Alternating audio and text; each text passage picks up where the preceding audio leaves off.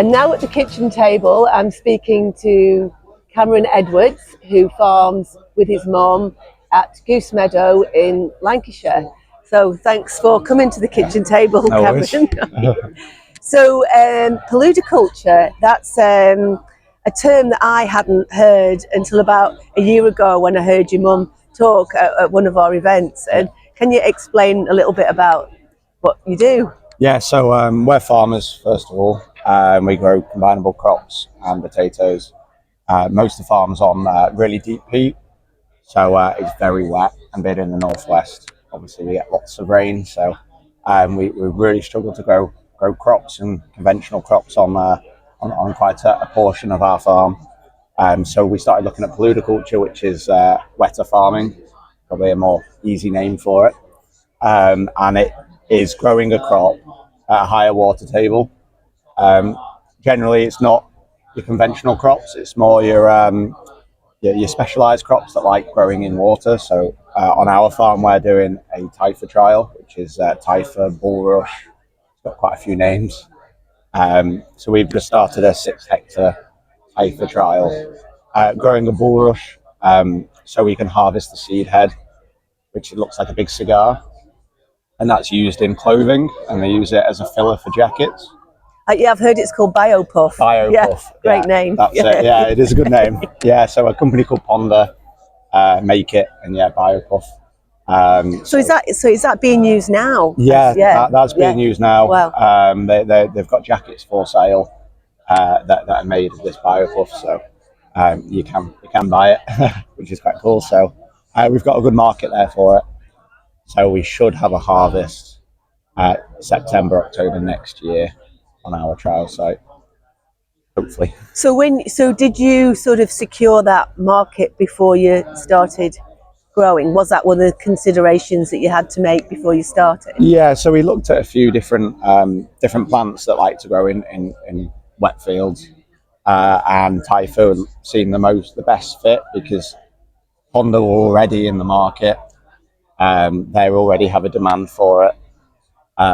So we thought, well, the market's there. They want farmers to grow it because obviously there's more demand than supply at the minute. So we should be able to sell it all to them. So how did you come across paludiculture? Is it something that you've known about for a long time? Or? Only really recent years we've known about it. My mum was part of the peat water discovery pilot. And we've been working quite closely with the Wildlife Trust as well. So we started some carbon trials, measuring the carbon release on the farm, and then that just progressed one thing into another, and we had this opportunity to apply for funding through the Environment Agency, which we got. So that was the beginning of it all. And I caught a little bit of your talk yesterday. You were talking about this. How did that go? How did you find that people were kind of inspired by what it is that you do? Yeah, I think it went really well. Yeah, everyone seemed to be interested. I had a few people come up to me at the end to ask a few more questions, which is always good. It was good to talk in front of a good number of people, which I hadn't done before. Wow. It was a bit of a first for me as well. So that was but I imagine there will be a lot of people interested because it is. Flooding is becoming. It's an increasing problem, isn't it? What is it? Is it? Are you working with the wildlife trusts? How is that work?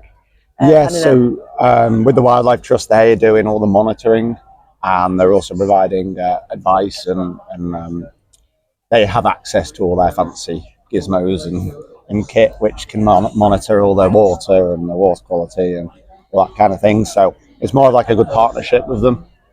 So they listen to what we want to do, and we listen to them. We're just trying to figure it all out together, really. It's a really good example of how environmental organisations and farmers can actually work together to produce food and to protect nature. Because they're with the bulrush. We're obviously still growing a crop that we will harvest just like any other crop, but then we're also protecting the peat. stopping the carbon release, hopefully improving water quality as well. So we're doing, and wildlife absolutely love it, because that's you get all the waders and all the fancy birds you get with wetlands. So we're doing multiple things, and that's why the Wildlife Trust can see it being a big thing certainly in our area.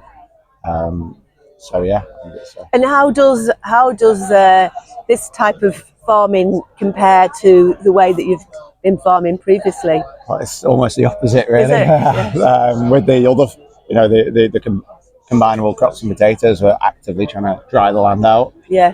Because we can't grow them crops on wet fields, so we're actively putting drains in, cleaning out ditches. Whereas with this, we're actively trying to wet it instead of dry it out. So we're pumping water. We've got solar pumps going 24/7.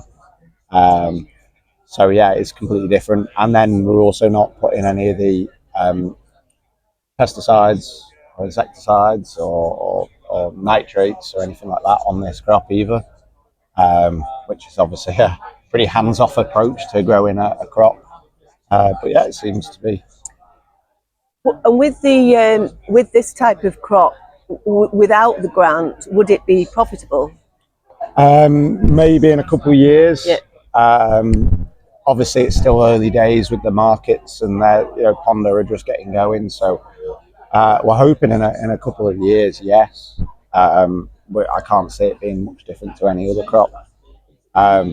Setup costs are a bit expensive, but I think we'll find easier ways of doing it as time goes on and as we try different methods. So, I think given enough time. So you're trialing different ways of doing it at the moment? Yeah. So we trialled a different way on ours, and then if we do any more, we'll trial a few different ways of mainly getting the crop established is the big one for us. So. But it's looking pretty good at the moment, from what you said. Yeah. We've got some growing, and we're just working on getting full coverage across the field.